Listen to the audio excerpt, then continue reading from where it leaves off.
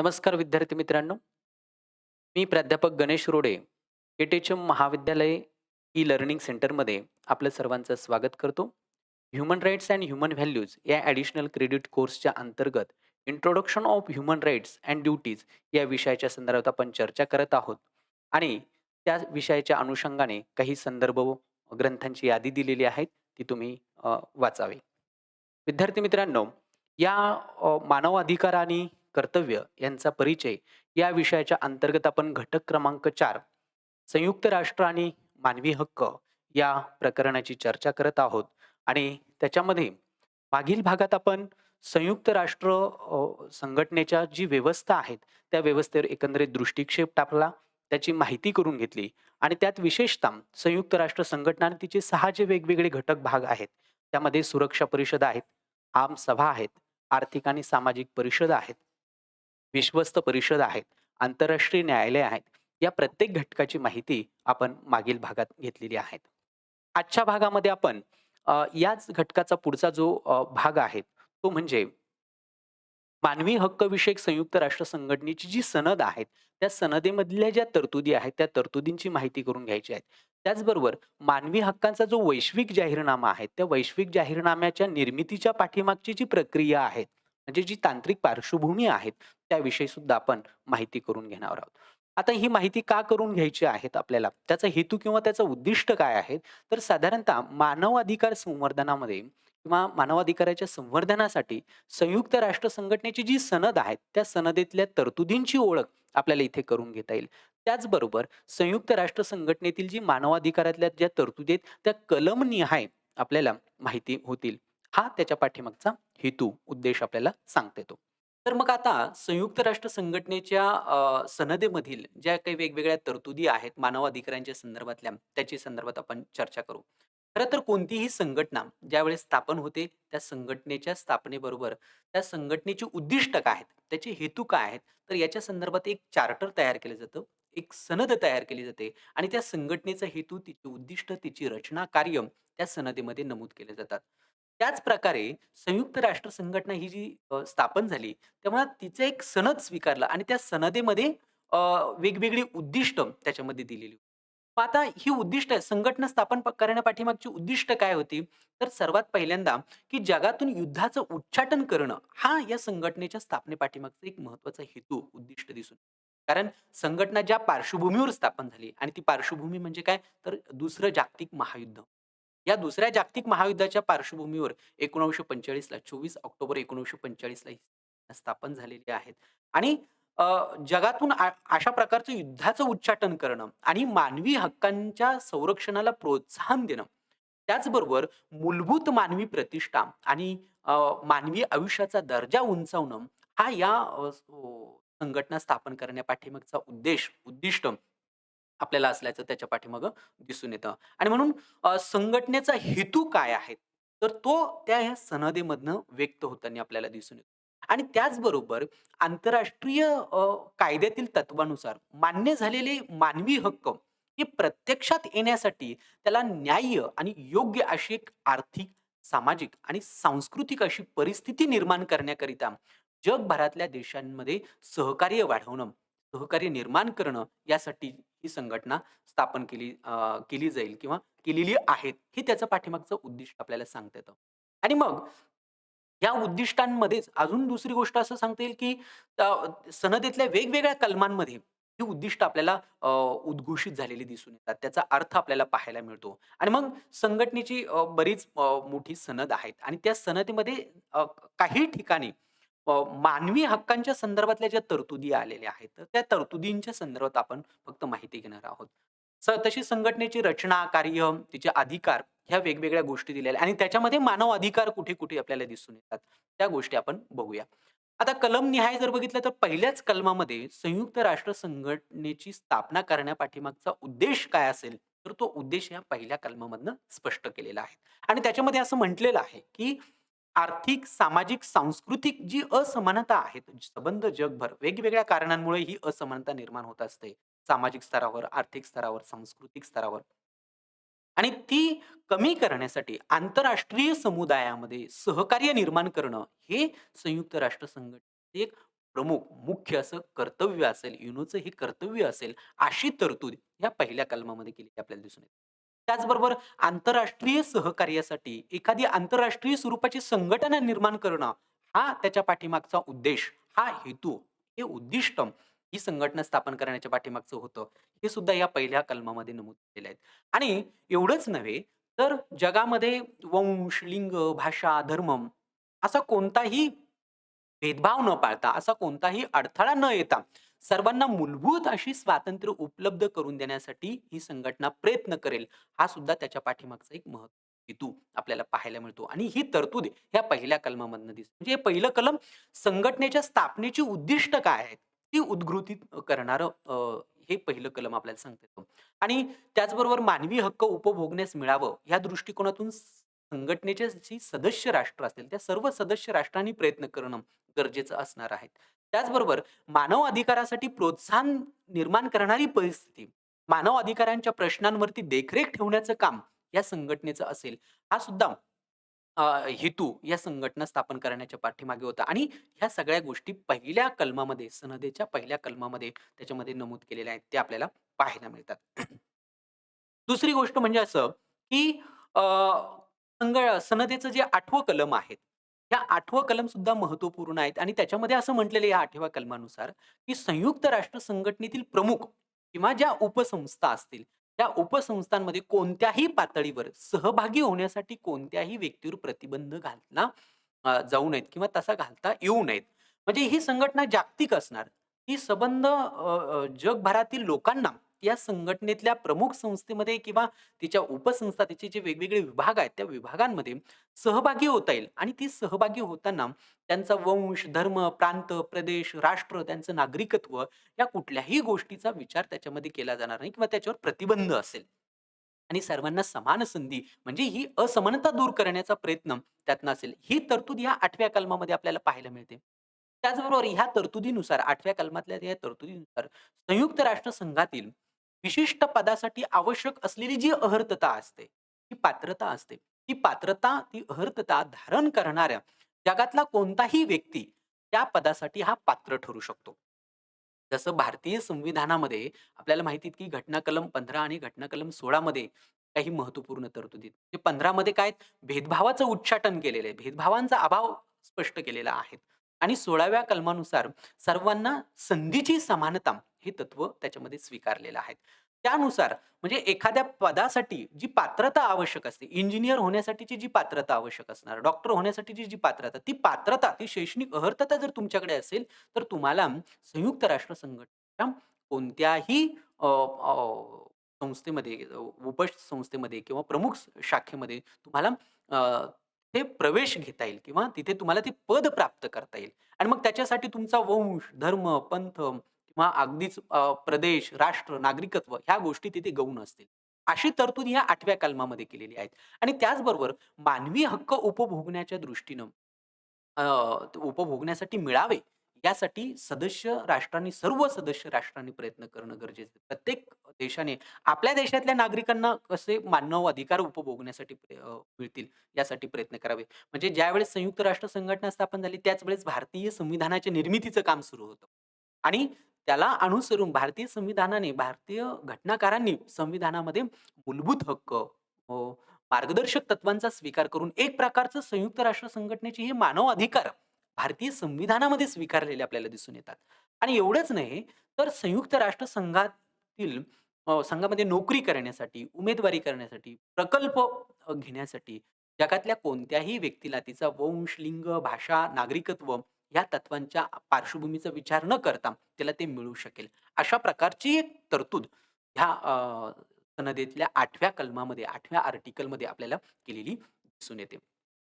त्याचबरोबर या सनदेतलं जे 13वं कलम आहे, ते सुद्धा अत्यंत महत्त्वपूर्ण आहेत आणि त्याच्यामध्ये असं नमूद केलेलं आहे, की संयुक्त राष्ट्र संघाच्या सनदेमध्ये उल्लेख करण्यात आलेली जी उद्दिष्ट आहेत, ह्या उद्दिष्टांना आणि त्यातल्या त्यात विशेषतः मानव अधिकारांच्या संदर्भातली जी उद्दिष्ट आहेत, ती उद्दिष्ट साध्य करण्यासाठी संयुक्तिक स्वरूपाचे, एकत्रित स्वरूपाची पावलं उचलण्याची, एकत्रित स्वरूपाचे उपाय करण्याची जी जबाबदारी असेल, ती ह्या आमसभेवर म्हणजे जनरल असेंब्लीच्या संदर्भात आपण मागील भागात चर्चा केलेली आहे. जनरल असेंब्ली म्हणजे कोण?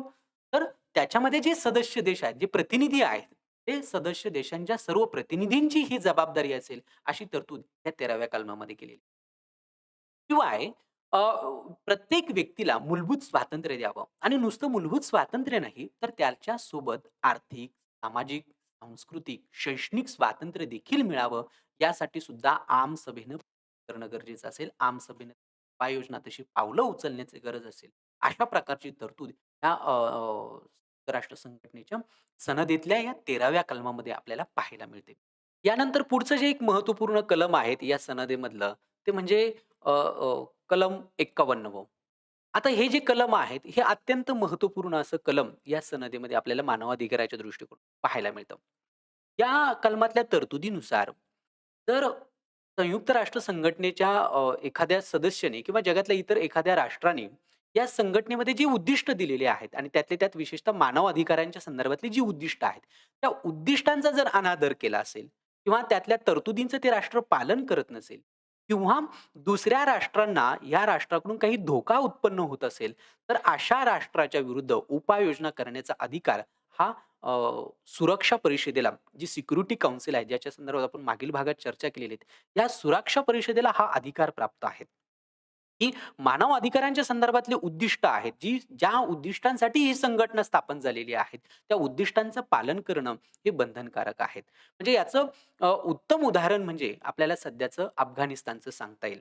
तिथे जे असणारं जे काही यादवी सुरू आहेत किंवा तिथे जे अ, तिथल्या नागरिकांचं जे मानव अधिकारांचं उल्लंघन होतं किंवा त्या राष्ट्रापासून इतर राष्ट्रांना जर काही धोका उत्पन्न होत असेल, तर अशा वेळेस त्या राष्ट्राच्या विरुद्ध आंतरराष्ट्रीय पातळीवरचा समुदाय एकत्र येऊन सुरक्षा परिषद तसा निर्णय घेऊ शकते आणि संबंधित राष्ट्राच्या विरुद्ध अ, तशा प्रकारची कारवाई त्याच्यामध्ये करू शकते. आणि मग मूलभूत जी मानवी हक्क आहेत, ही मूलभूत मानवी हक्कांचं संवर्धन करण्यासाठी, ह्या मानवी हक्कांची जपणूक करण्यासाठी आणि त्यातल्या त्यात विशेषतः जागतिक शांतता प्रस्थापित करण्यासाठी, जागतिक सुरक्षितता प्रस्थापित करण्यासाठी गरज पडल्यास सुरक्षा परिषद युद्ध सुद्धा घोषित करू शकते.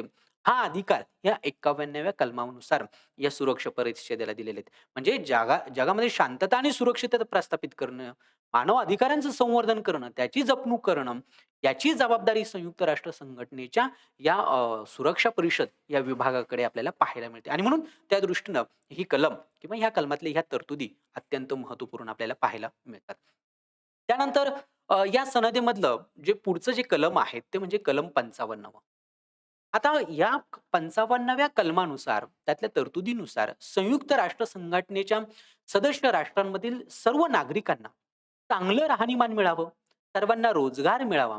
त्याचबरोबर सदस्य राष्ट्रांच्या सर्व लोकांचा आर्थिक, सामाजिक प्रगती त्यांची घडून यावी आणि त्यांच्यात एक प्रकारचं शांतता आणि सलोखा राहावा, या दृष्टिकोनातून संयुक्त राष्ट्र संघटना आणि तिचे सदस्य देशांनी प्रयत्न करणं गरजेचं आहे. हे त्यांचं महत्त्वपूर्ण उद्दिष्ट आहे.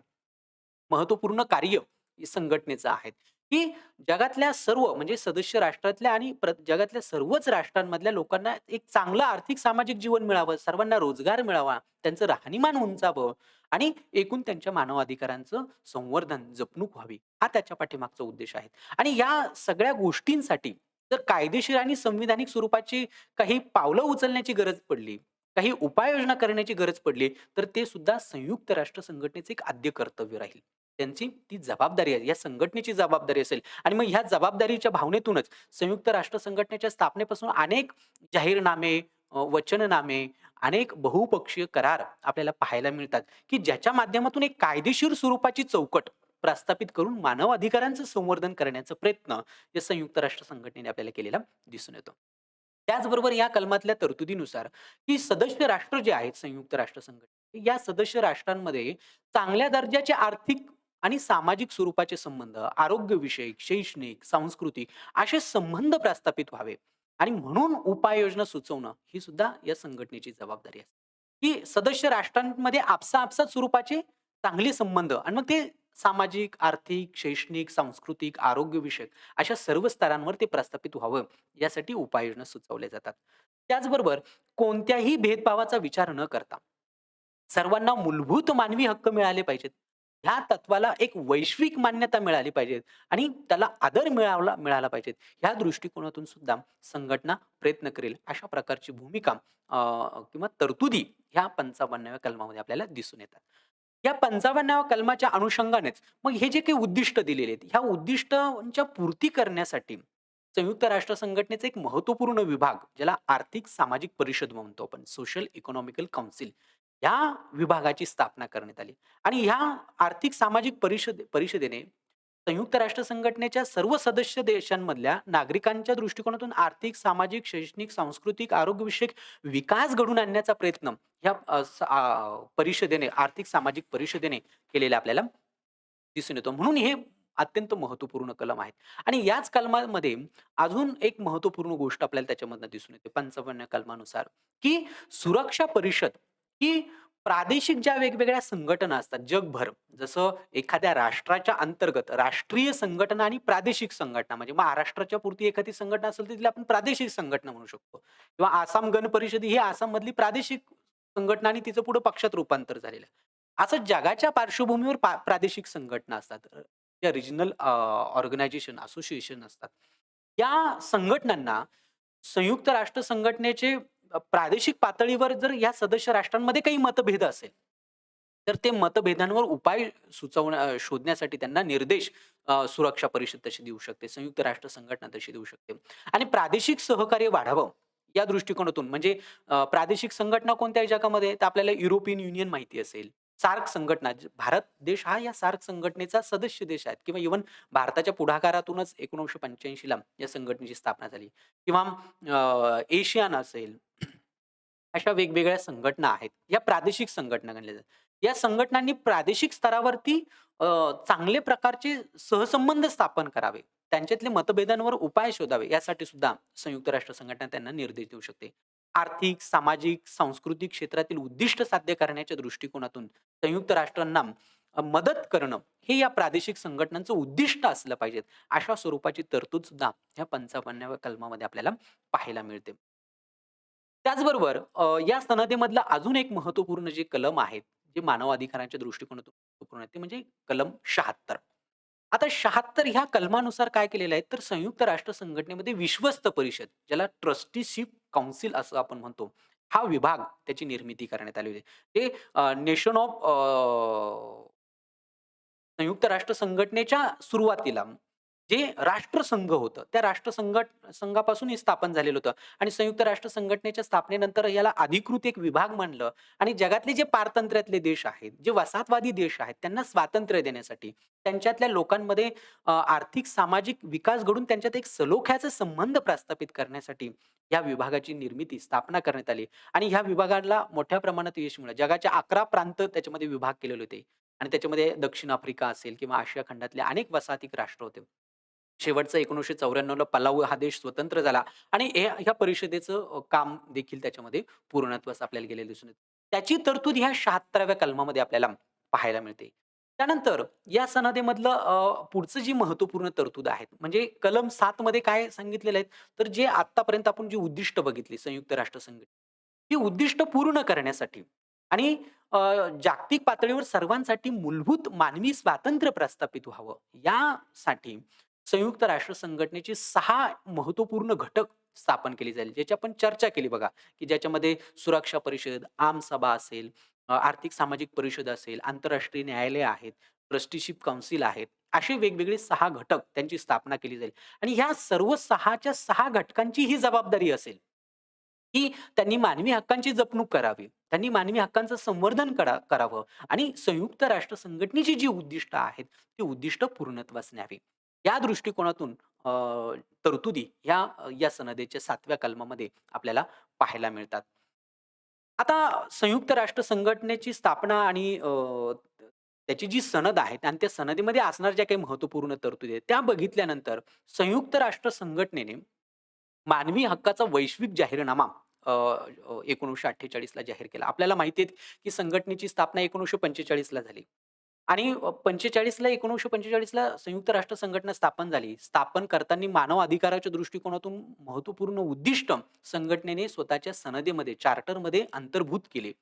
पण एवढ्यावर संयुक्त राष्ट्र संघटनेला मानव अधिकारांचे प्रश्न मिटतील किंवा मानव अधिकारांचं खऱ्या अर्थानं जपणूक होईल, मानव अधिकारांचं महत्त्व संबंध जगभरातील राष्ट्रांना पटेल, ह्या दृष्टिकोनातून काही मर्यादा जाणवत होत्या आणि म्हणून संयुक्त राष्ट्र संघटनेने 2-3 वर्षातच एक मानवी हक्कांचा एक वैश्विक जाहीरनामा universal declaration of human rights हे प्रसिद्ध केलं. आपल्याला सगळ्यांना माहिती आहे.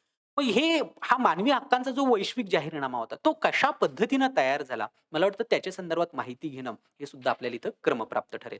तर मग या मानवी हक्कांचा जो वैश्विक जाहीरनामा त्याची काही तांत्रिक पार्श्वभूमी, तो कसा निर्माण झाला? त्याची प्रक्रिया कशी होती? ते आपण थोडक्यात समजून घेऊया. आता खरं तर मानवी हक्कांचा जो वैश्विक जाहीरनामा आहे, तो वैश्विक जाहीरनामा तयार करणारी जी मसुदा समिती होती, त्या मसुदा समितीच्या प्रमुख आणि या जाहीरनाम्याच्या खऱ्या अर्थानं शिल्पकार ज्यांना मानलं जातं, त्या अमेरिकेचे तत्कालीन राष्ट्राध्यक्ष रुझवेल्ट यांच्या पत्नी एलिनॉर रुझवेल्ट ह्या आपल्याला इथे जर पिक्चर दिसत असेल, तर ह्या पिक्चरमध्ये त्या या वैश्विक जाहीरनाम्याकडे मानव अधिकारांच्या त्याच्याकडे बघताना आपल्याला दिसून येतात आणि त्याच्या त्या शिल्पकार देखील म्हणून त्यांना मानलं जातं.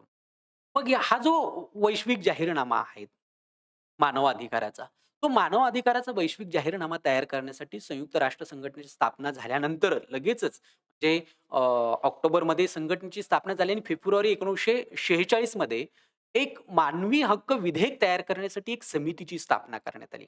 आणि ह्या समितीची स्थापना केल्यानंतर लगेचच एप्रिल 1946 मध्ये एलिनॉर रुझवेल्ट यांची या समितीच्या प्रमुखपदी म्हणून नेमणूक त्याच्यामध्ये करण्यात आली.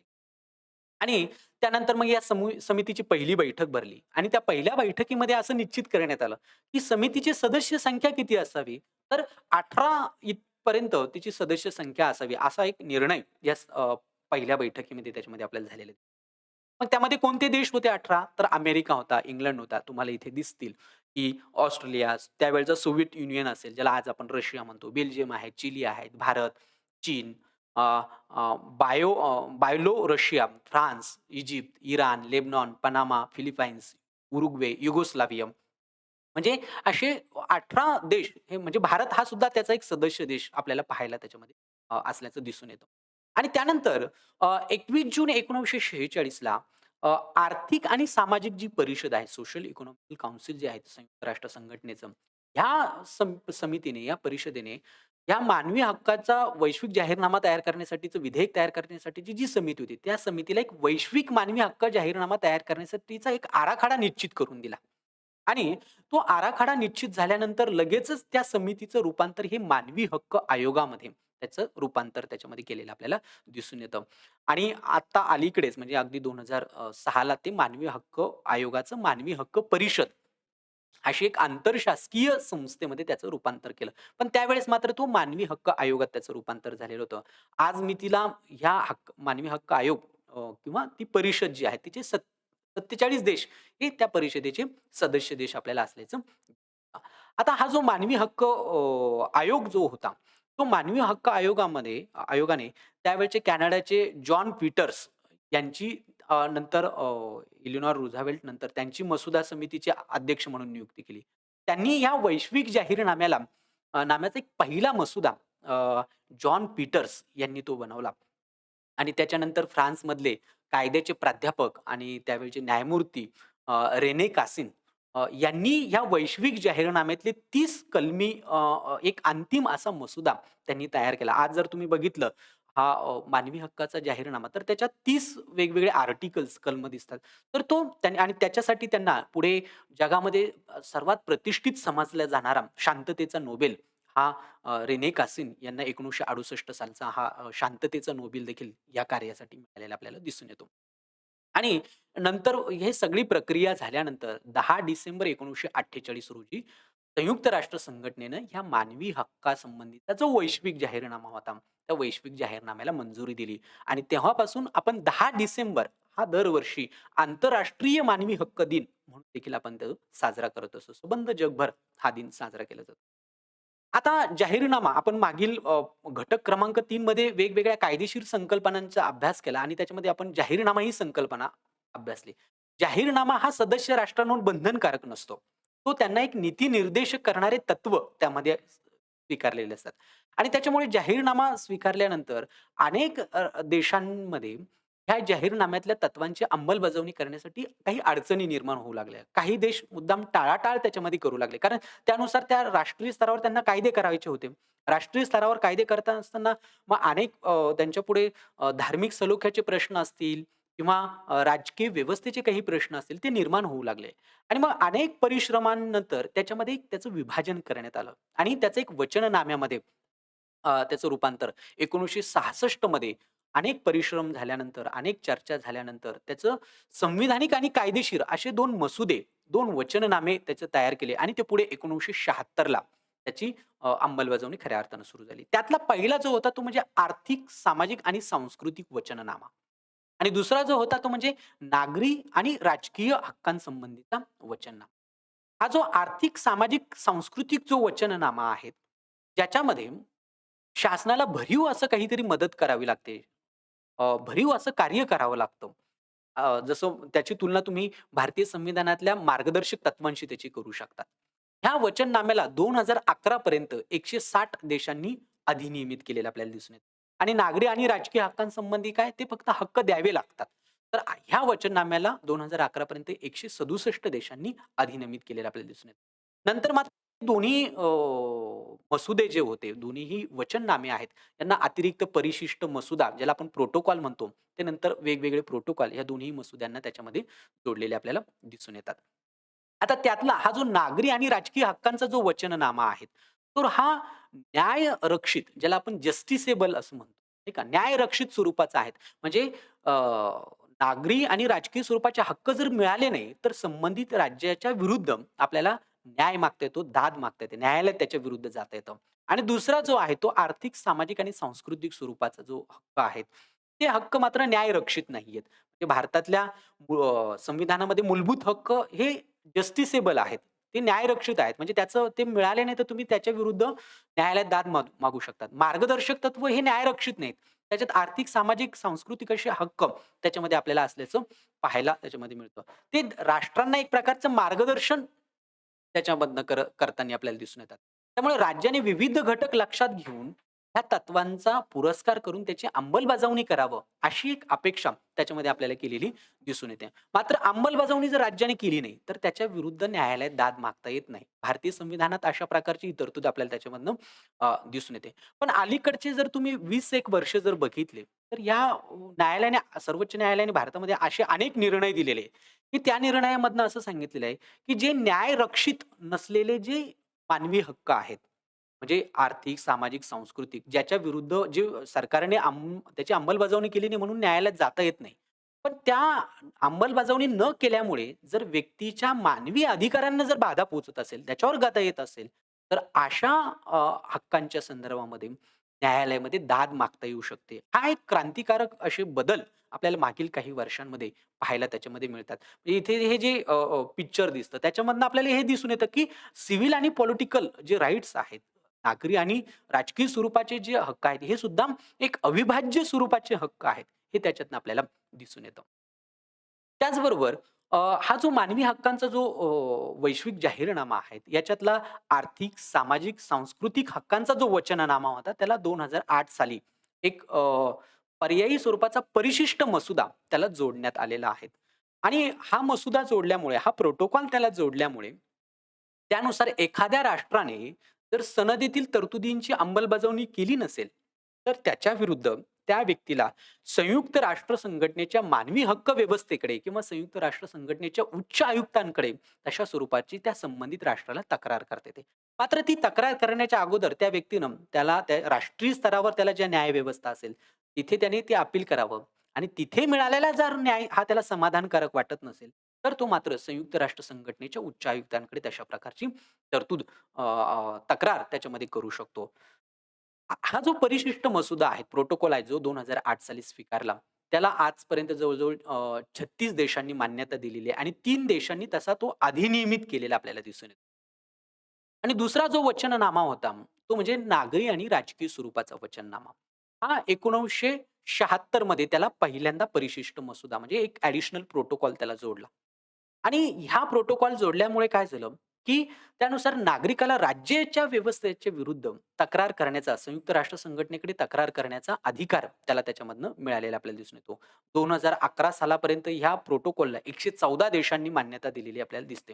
मात्र भारताने अद्याप ह्या परिशिष्टाला अजूनही त्याला मंजुरी दिलेली आहे. म्हणजे भारतामध्ये जर एखाद्या व्यक्तीला त्याच्या मानवी हक्कांवर, मूलभूत हक्कांवर गदा आली, तर तो फार-फार तर कुठे भारताच्या सर्वोच्च न्यायालयापर्यंत तो अपील करू शकतो. सर्वोच्च न्यायालयाने दिलेला निर्णय हा अंतिम असतो. त्याच्या विरुद्ध त्याला आंतरराष्ट्रीय समुदायाकडे किंवा संयुक्त राष्ट्र संघटनेकडे अशा प्रकारची दाद मागता येत नाही.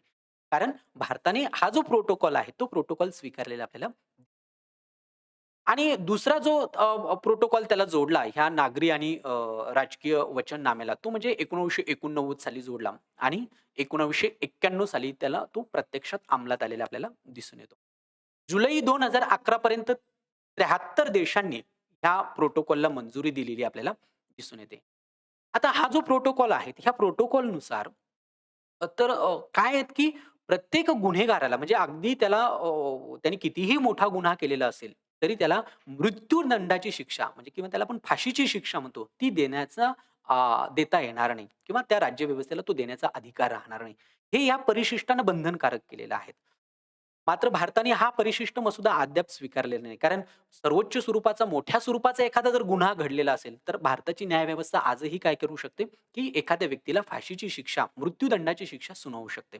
पण हा जर प्रोटोकॉल स्वीकारला, तर प्रत्येक व्यक्तीचा जन्मसिद्ध अधिकार, मानवी अधिकार जो आहे, तो त्याला जीवन जगण्याचा अधिकार आहे आणि तो निसर्गदत्त आहे. निसर्गाकडनं त्याला मानवी जीवन त्याला मिळालेले आहेत आणि त्याचं जीवन हिरावून घेण्याचा अधिकार कोणालाच असू शकत नाही. हा मानव अधिकार या प्रोटोकॉलमधनं अभिव्यक्त होताना दिसून येतो. पण बरीच राष्ट्र अशी आहेत, की त्यांनी ते स्वीकारलेलं नाही. कारण तशा प्रकारचं स्वीकारलं तर त्यांच्या राजकीय व्यवस्था, त्यांची न्याय व्यवस्थेवर काही मर्यादा त्याच्यातनं येऊ शकतात आणि म्हणून त्यांनी त्याला स्वीकारले. त्यात भारत हा देश देखील आहे, की भारताने अजून अशा प्रकारचा हा प्रोटोकॉलला मान्यता दिलेली आपल्याला दिसत नाही. एकूणच विद्यार्थी मित्रांनो, हा जो काही आजचा भाग जो होता, की ज्याच्यामध्ये आपण संयुक्त राष्ट्र संघटनेची स्थापना आणि त्या संयुक्त राष्ट्र संघटनेच्या स्थापनेची उद्दिष्ट, तिच्या सनदेमध्ये जे आहेत आणि त्यातल्या त्यात मानव अधिकारांच्या संदर्भातली जी उद्दिष्ट आहेत, ती उद्दिष्ट काय होती, ते आपण त्याच्यामधनं बघितली आणि हा घटक जर आपल्याला अधिक चांगल्या पद्धतीनं समजायचा असेल, तर त्याच्यावर सराव करणं अ, गरजेचं आहे आणि त्याच्यासाठी तुम्हाला स्वाध्यायासाठी 2 प्रश्न दिलेले आहेत. ह्या 2 प्रश्नांची उत्तरं तुम्ही सोडवली, तर तुम्हाला हा घटक अधिक चांगल्या पद्धतीनं समजू शकतो. पहिला प्रश्न असा आहे, की संयुक्त राष्ट्रसंघाच्या सनदीतील मानवी हक्कांसंबंधीच्या ज्या काही तरतुदी आहेत, त्या तुम्हाला स्पष्ट करायच्या आहेत.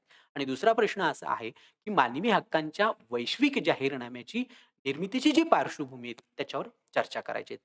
तेव्हा तुम्हाला हे घटक अधिक चांगल्या पद्धतीनं समजू शकतील.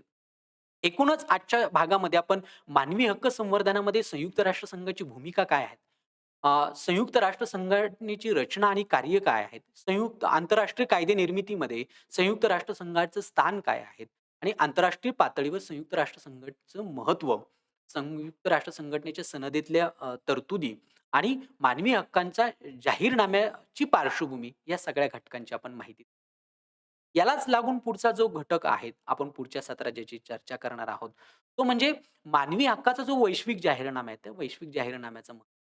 या जाहीरनाम्याचं विश्लेषण आणि जाहीरनाम्याची प्रस्तावना आणि प्रस्तावनेत सुद्धा प्रत्यक्ष जाहीरनामा वेगळा आणि जाहीरनाम्याची एक प्रस्तावना प्रिएम्बल आहेत आणि त्याच्यामध्ये काय उद्दिष्ट, काय हेतू आहेत, तर त्याच्या संदर्भात जी चर्चा आहे, ती आपण पुढील भागामध्ये तोपर्यंत थांबूया. सर्वांचे धन्यवाद.